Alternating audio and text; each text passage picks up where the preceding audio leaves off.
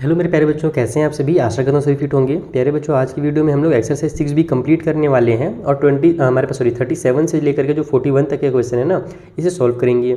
ये वीडियो आपको बहुत ही मज़ेदार लगेगा, लेकिन एक कंडीशन है, मज़ेदार तभी लगेगा जब आपको इसका कॉन्सेप्ट पता होगा। और कॉन्सेप्ट्स मैंने आपको पिछले वाले कई क्वेश्चन में समझाए हैं, कई वीडियोज़ में बताए हैं।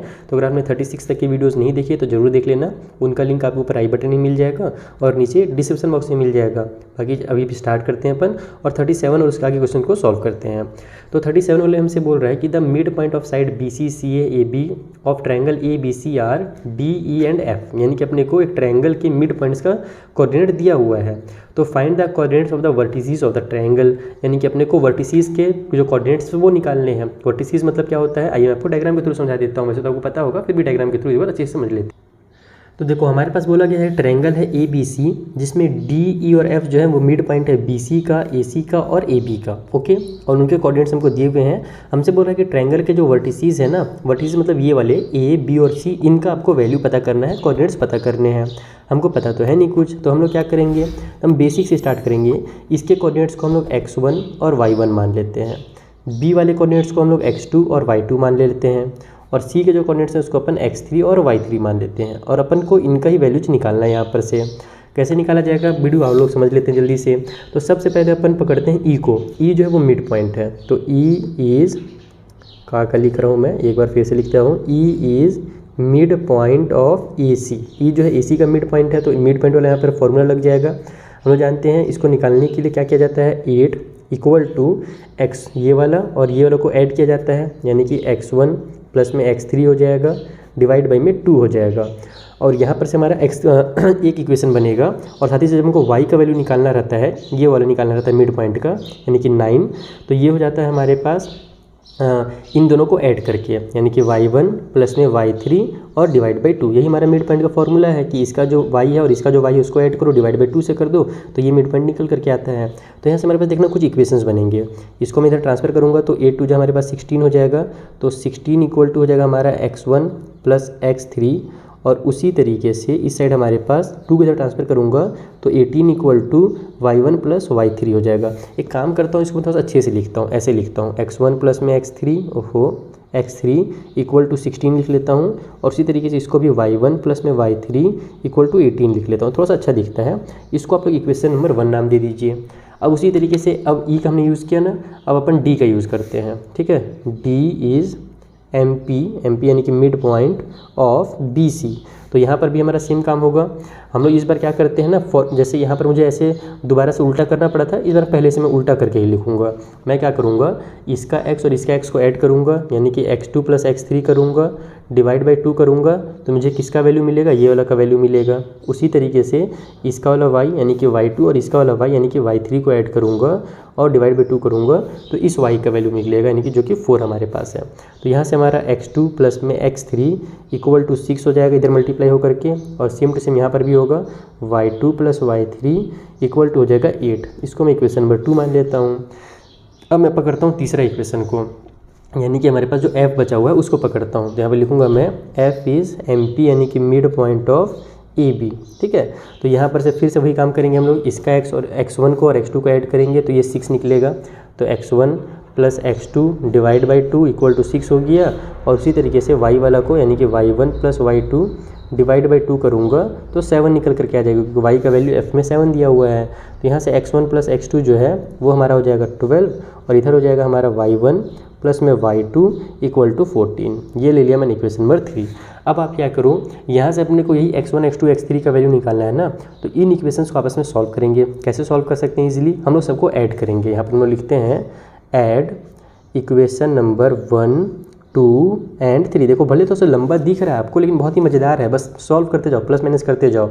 तो जब हम लोग ऐड करेंगे तो हमारे पास X वाला पूरा ऐड होगा, X1 X3, इसको मैं उतारते जाता हूँ। देखो X1 प्लस X3 है, फिर दूसरा वाला इक्वेशन में क्या है भैया, तो X2 प्लस X3 है, तो यहाँ पर उतारो X2 प्लस में X3, और तीसरा वाले में क्या है, तो X1 प्लस में X2 है। इन सभी को ऐड करेंगे तो इनका जो वैल्यू है वो भी ऐड होगा। यहाँ पर सबसे पहले इसको उतार लेता हूँ मैं, कहाँ गया, ये 16 है, फिर यहाँ पर 6 है, और यहाँ पर हमारे पास 12 है। तो 16 + 6 + में 12।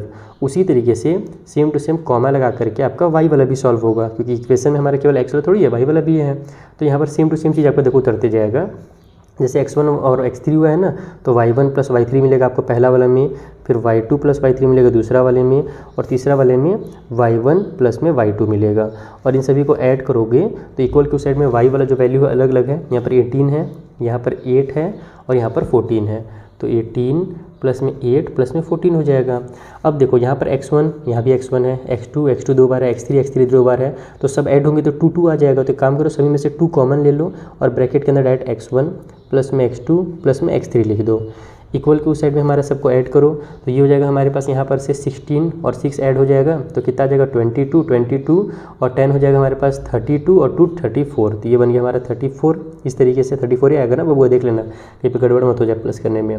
उसी तरीके से इधर भी सेम टू सेम चीज़ होगा। ये हमारा y1 y2 दो बार आ रहा होगा, तो 2 बाहर निकाल करके y1 + y2 + y3 लिख लो और राइट में जो उनको ऐड कर दो।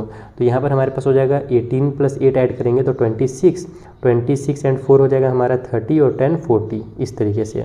तो अब ये 2 को जब हम लोग इधर ट्रांसफर करेंगे तो डिवाइड में हो जाएगा, यानी कि x1 + x2 + x3 = हो जाएगा हमारा 17, क्योंकि 2 जब डिवाइड होगा 34 से तो 17 बना लेगा। और कॉमा की साइड में हमारा y1 + y2 + y3 = हो जाएगा 20, क्योंकि 2 इधर जाकर डिवाइड में होगा तो 20 आ जाएगा। इसको बना लो आप इक्वेशन नंबर 4। अब आप लोग देखिएगा कि हमारे पास जो हमने इक्वेशंस बनाए हैं ना पहले, उनका यूज़ करके हम लोग यहाँ से x1 का वैल्यू निकाल सकते हैं। देखो x1 का वैल्यू कैसे निकालेंगे, x2 + x3 हमने पहले ही देखा है, x2 + x3 का वैल्यू 6 होता है। तो यहाँ पर हम लिखेंगे फ्रॉम इक्वेशन 1, 2 एंड 3, 1, 2 एंड 3 का हम लोग यूज़ करने वाले हैं। तो सबसे पहले मैं 2 का यूज़ करूँगा। 2 का यूज़ करूँगा तो मेरा x1 का वैल्यू निकलेगा। तो यहाँ से हो जाएगा x1, x2 + x3 का वैल्यू हमारे पास 6 हमने पहले निकाल लिया है, इक्वल टू में 17 है। तो x1 = हो जाएगा हमारा इधर जाकर के माइनस हो जाएगा तो 11 आ जाएगा। इस तरीके से फट से निकल गया आंसर। उसी तरीके से अब देखो x2 का वैल्यू निकालने के लिए x1 और x3 कहाँ पर दिया हुआ है, तो x1 और x3 हमको पहला वाला इक्वेशन में दिया हुआ था। तो x1 और x3 का वैल्यू कितना था, 16 था। तो इन दोनों के बदले में आप 16 लिख लो। तो ये हो जाएगा हमारा x2 एंड करके लिखते जाना, x2 + में 16 = को साइड में 17। तो यहाँ से हमारा x2 कितना निकल जाएगा, 1 निकल जाएगा। तो यहाँ पर आप लोग इसके बदले में 1 लिख लो। उसके बाद फिर हम लोग अब x3 यहीं पे निकाल लेते हैं, y वाला दूसरे पेज में निकाल लेंगे। तो यहाँ पर अब x3 निकालने के लिए इस वाले इक्वेशन में x1 + x2 ढूंढो कहाँ पर है, तो x1 + x2 जो हमारे इक्वेशन नंबर 3 में है, x1 x2 का जो वैल्यू है वो 12 है। तो x3 + में 12 = हो जाएगा 17। तो यहाँ से हमारा x3 का जो वैल्यू है वो निकल करके आ जाएगा 5। तो देखा आपने x1 x2 और x3 का वैल्यू निकल गया। सेम काम हम लोग y के लिए भी करने वाले हैं। सो हमने दूसरा पेज पकड़ लिया है। अब y1 के लिए निकालने के लिए, यहाँ पर y1 निकालने के लिए y2 और y3 का वैल्यू चाहिए, जो कि हमको कहाँ पर मिल रहा था, y2 और y3 ये देखो हमारे इक्वेशन में 2 में मिला है। y2 और y3 का वैल्यू हमारा कितना है, तो 8 दिया हुआ है। तो यहाँ पर हम लोग लिखेंगे इस इक्वेशन में y1 + में 8, y2 और y3 के बदले में 8 लिख लिया। इक्वल क्वेश्चन में हमारे पास 20 है, ये वाला 20 उतारना पड़ेगा। 8 को उधर ट्रांसफर करेंगे तो माइनस में हो जाएगा, यानी कि y1 का जो वैल्यू है ये यहाँ से 12 निकल करके आ जाएगा। ओके, अब अपन निकालते हैं y2 का वैल्यू। तो y2 का वैल्यू निकालने के लिए हम लोग को y1 + y3 ढूंढना पड़ेगा। तो y1 + y3 मेरे हिसाब से पहला वाला में था, हाँ, y1 + y3 = 18 है। तो यहाँ पर हम लिखेंगे y2 + में 18 इक्वल को साइड में 20। तो इस 18 को उधर ट्रांसफर करेंगे तो y2 का जो वैल्यू है वो हमारा 2 निकल करके आ जाएगा। y2 भी निकल गया। सिमिलरली y3 निकालने के लिए अपने को यहाँ से y3 निकालने के लिए y1 + y2 चाहिए, और y1 + y2 हमारा इक्वेशन नंबर 3 में है, जिसका वैल्यू 14 है। तो फिर लिखेंगे हम लोग y3 + में 14 इक्वल को साइड में 20। तो यहाँ से y3 का जो वैल्यू है वो 6 निकल जाएगा। तो अब हमारा सभी x1 x2 वगैरह निकल गया। अब आप लोग फटाफट सॉल्व कर दीजिए, है ना। हेंस इस तरीके से लिख करके कि जो हमारा पहला वाला वर्टेक्स था, ये जिसका नाम था, उसका हमारा कोऑर्डिनेट क्या लिया था हमने, x1 और y1 लिया था। तो x1 11 है, y1 12 है, तो ये हमारा a का वैल्यू निकल गया। b का x2 और y2 लिया था, तो x2 1 है और y2 2 है, तो 2 लिख लो। फिर c का वैल्यू हमने x3 और y3 लिया हुआ था, अच्छा ये y3 है, तो x3 हमारे पास 5 है और y3 6 है, तो ये हो जाएगा 5 और 6, और यही हमारा फाइनल आंसर होगा। तो देखा आपने, भले बड़ा सा दिख रहा है लेकिन बस कुछ नहीं करना, बस सॉल्व करते जाना, इक्वेशन बनाते जाइए, सॉल्व करते जाइए। एक बार प्रैक्टिस कीजिएगा ना तो बड़ा से बड़ा क्वेश्चन आपसे सॉल्व हो जाएगा। आई होप ये क्वेश्चन क्लियर हो गया होगा। चलिए आगे बढ़ते हैं और अगला क्वेश्चन बनाते हैं। और अगर वीडियो पसंद आ रहा हो तो अपने फ्रेंड के साथ शेयर जरूर कीजिएगा।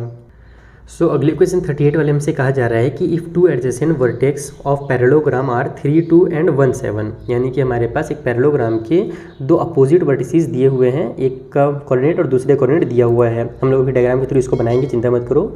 And the diagonal intersected at 2, -5, और जो डायगोनल का इंटरसेक्शन पॉइंट है वो भी हमको दे दिया गया है। Then find the coordinates of the other 2 vertices, यानी जो दो बचे हुए वर्टेक्स हैं, जैसे कि मान लो अगर पैरेललोग्राम का नाम ABCD दे दिया जाए और ये हमको A और C का वैल्यू दिया हुआ है, तो B और D का वैल्यू अपने को निकालना है। आइए डायग्राम के थ्रू समझाता हूँ कैसे। देखो हमने यहाँ पर एक ABCD नाम का पैरेललोग्राम बना लिया है। हमसे क्या बोला गया था कि 2 एडजेसेंट वाले ना, मैंने गलती से वहाँ पर शायद अपोजिट आपको बता दिया था। एडजेसेंट वर्टेक्स क्या होता है? अगल बगल। एडजेसेंट मतलब अगल बगल होता है। तो A और B मान लो, या फिर A और D किसी को भी आप ले सकते हो। तो मैंने A और B को ले लिया, अगल बगल वाला ज़्यादा अच्छा लगा मुझे।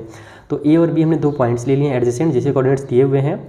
हमको ये C और D का ही पता करना है। साथ ही साथ हमको बोला गया है कि जो पैरेललोग्राम के जो डायगोनल्स हैं ना, उनका जो इंटरसेक्शन पॉइंट है, यानी इंटरसेक्ट जो हो रहा है, उस पॉइंट का कोऑर्डिनेट्स 2 और -5 दिया हुआ था। तो हमने इसका नाम P रख लिया है। मान लेते हैं ये जो हमारा पॉइंट है ये P है, कुछ भी रख सकते हो आप, O भी लिख सकते हो। तो हम लोग को क्या करना है, इस C और D का वैल्यू निकालना है। तो अपन C को यहाँ पर x1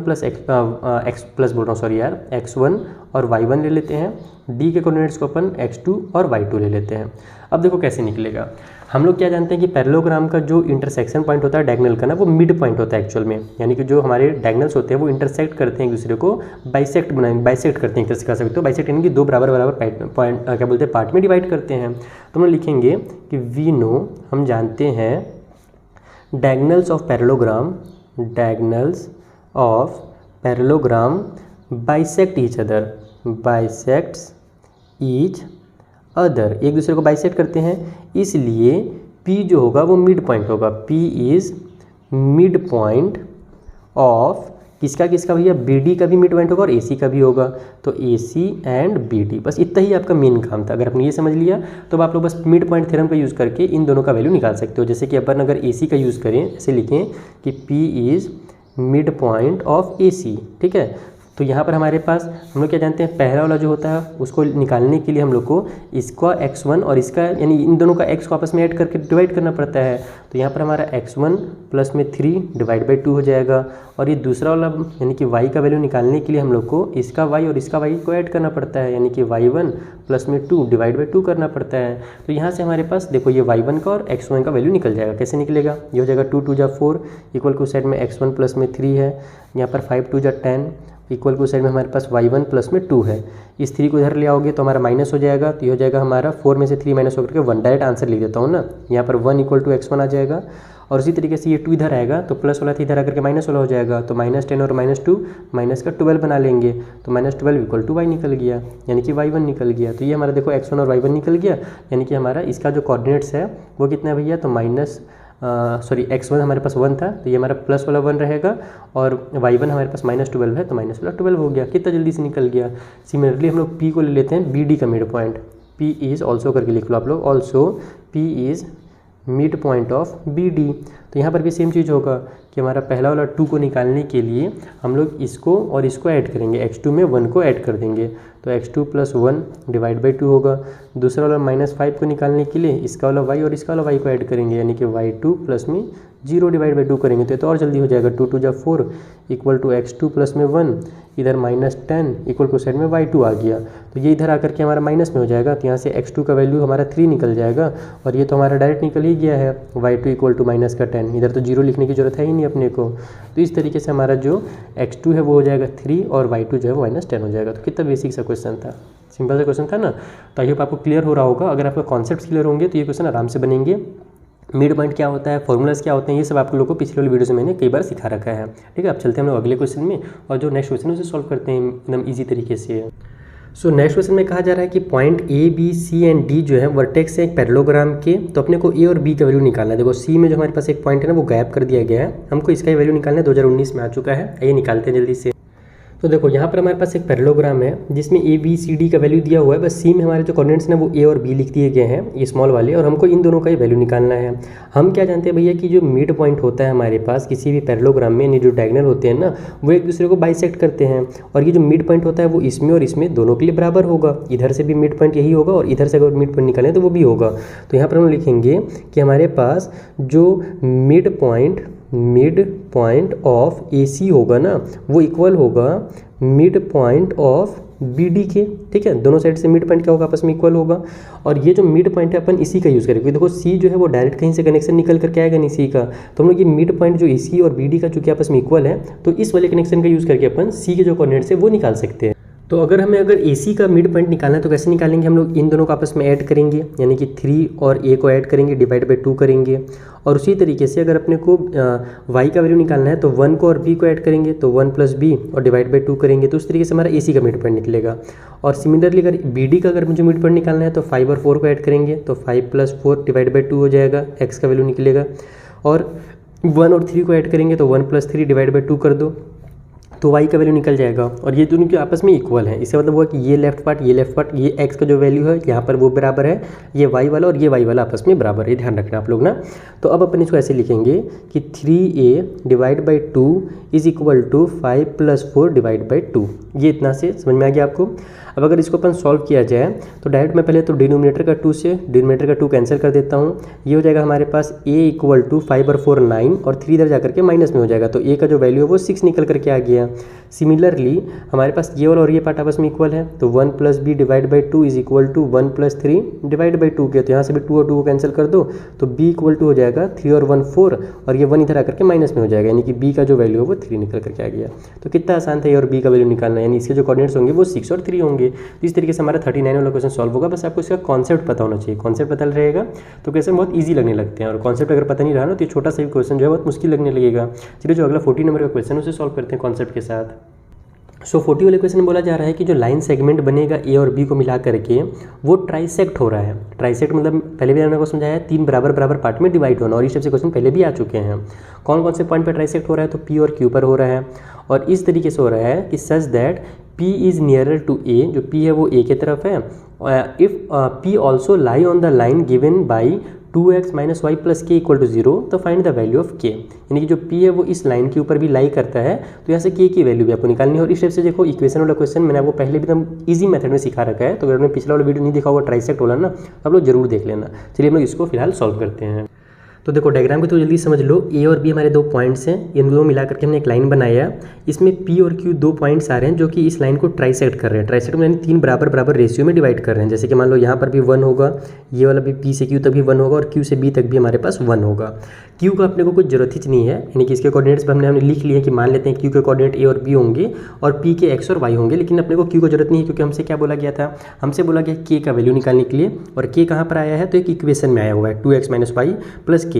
हम लोग को क्या करना है कि जो P का जो कोऑर्डिनेट है X और Y है ना, बस इसका ही वैल्यू निकालना। अगर हमने ये निकाल लिया तो हमारा वो जो K का वैल्यू फट से निकल जाएगा। गिवन इक्वेशन में लिख भी देता हूँ यहाँ पर, गिवन इक्वेशन हमको दिया हुआ है 2x - में y + k = 0, और ये जो इक्वेशन है ये किसके लिए है भैया, तो P के लिए। हमसे बोला गया है कि P also lie on the line, ये जो लाइन है ना यानी ये जो इक्वेशन है इस ये एक लाइन के ऊपर बनता है। अगर आपको ये सब नहीं पता होगा तो मैंने बहुत पहले आपको सिखाया है कि इक्वेशंस वगैरह लाइन पे हमारे बनते हैं, ठीक है। तो हमारा ये जो K है ये हमारे इस लाइन पे आ रहा है, तो हम लोग को क्या करना है कि x और y का वैल्यू निकालना है। तो फिर हमारा ये जो k का वैल्यू ऑटोमेटिक निकल जाएगा, और x और y कौन वाला, तो p वाला, क्योंकि जो p है वही इस लाइन के ऊपर आ रहा है। तो यहाँ से इन दोनों का वैल्यू कैसे निकालेंगे वो समझ लीजिए। हम लोग देखेंगे कि p divides the line segment AB in the ratio of 1:2। अब आप बोलोगे सर ये 1:2 कहाँ पे है, तो देखो हमने जैसे बताया कि ट्राइसेक्ट कर रहे हैं, यानी कि A से लेकर के P तक हमारा 1 होगा और P से लेकर के B तक हमारा 1 + 1 ये दोनों को मिला करके 2 हो जाएगा, यानी कि 1:2 में हमारा लाइन सेगमेंट डिवाइड कर रही है P। तो बस यहीं पर हम लोग फॉर्मूला लगा देंगे। हम लोग जानते हैं x का फॉर्मूला होता है mx2 + में nx1 डिवाइड बाई में m + n। तो ये हमारा m होता है, ये रेशियो जो होते हैं वो हमारे m और n के वैल्यू होते हैं। x मतलब कि ये वाला x, तो x इक्वल टू हो जाएगा यहाँ पर m के बदले में 1 पुट कर दो, और x2 का वैल्यू हमारे पास कितना है, तो x2 का वैल्यू 5 ले लो। उसी तरीके से n का वैल्यू 2 है और x1 का वैल्यू कितना भैया, ये भी 2 है, तो 2 लिख लो। नीचे में 1 + 2 कर देंगे, तो यहाँ से ये हो जाएगा हमारा x इक्वल टू 5 × 1 = 5, 2 × 1 = 2, तो ये हो जाएगा हमारा 2 × 2 = 4, और नीचे में हमारे पास 3। तो x का जो वैल्यू हो गया ये हो जाएगा 5/4 9 बाई में 3। सो x का जो वैल्यू है यहाँ से 3 3 से 9 आ गया। ओके, x का वैल्यू निकल गया। सिमिलरली आपको y का वैल्यू बगल में ही निकाल लेना है। तो y का भी सेम फॉर्मूला होता है, m/2 होता है। तो m के बदले में मैं यहाँ पर 1 पुट कर देता हूँ, है ना। और y2 के बदले में हमारे पास कितना है, तो y2 के बदले में -8 है, तो -8 लिख लो। उसी तरीके से n के बदले में 2 और y1 का वैल्यू हमारे पास 1 है, तो 1 नीचे में हमारे पास वही हो जाएगा फिर से 2 प्लस में 1। तो y इक्वल टू हो गया यहाँ पर -8 प्लस में 2 डिवाइड बाई में 3। सो y इक्वल टू हो गया हमारा -6 बाई में 3। सो y इक्वल टू हो जाएगा यहाँ पर -2। तो हमारा x और y का वैल्यू निकल करके आ गया, यानी कि कोऑर्डिनेट्स ऑफ p निकल करके आ गया। हमको ये निकालने के लिए नहीं बोला था, लेकिन इसका जरूरत पड़ेगा x और y का, जैसे कि मैंने बताया। अब अपने को बस इसमें वैल्यू पुट करना है। तो नाउ इक्वेशन हमारे पास है 2x माइनस में y प्लस में k इक्वल टू 0। यहाँ से k की वैल्यू निकालनी है, तो x के बदले में 3 पुट कर दो, तो 2 × 3 हो जाएगा। माइनस में y है और y का वैल्यू हमारे पास पहले से -2 है, प्लस में k इक्वल टू 0 आ गया। तो ये हो जाएगा 3 2 6 माइनस माइनस प्लस का 4 प्लस में k इक्वल टू 0। तो ये हो जाएगा हमारा 10 प्लस k इक्वल टू 0। तो k इक्वल टू हो जाएगा हमारे यहाँ से -10, क्योंकि प्लस था उधर जा करके माइनस बन जाएगा। तो k का वैल्यू हमारा -10 होगा, और यहाँ पर हमारे पास इसका जो वैल्यू होगा वो 3 और -2 निकल करके आ जाएगा। लेकिन एक सेकेंड यार, ये मैंने क्या कर दिया, माइनस यहाँ पर बस माइनस माइनस प्लस होता ना, ये मैंने 4 कहाँ से लेकर के आ गया, कोई बात नहीं, होता है। तो ये एक्चुअल में हमारे पास यहाँ पर ये प्लस वाला 2 रहेगा, और ये हमारा 8 प्लस k होगा। तो जो हमारा इसका वैल्यू है वो केवल -8 होगा ना, 10 1 नहीं होगा। नहीं पता मैंने यहाँ 2 2 जब 4 कहाँ से टेबल पढ़ दिया था हड़बड़ी में। तो एक्चुअली हमारा आंसर केवल -8 निकल करके आएगा। ये इसका फाइनल आंसर है।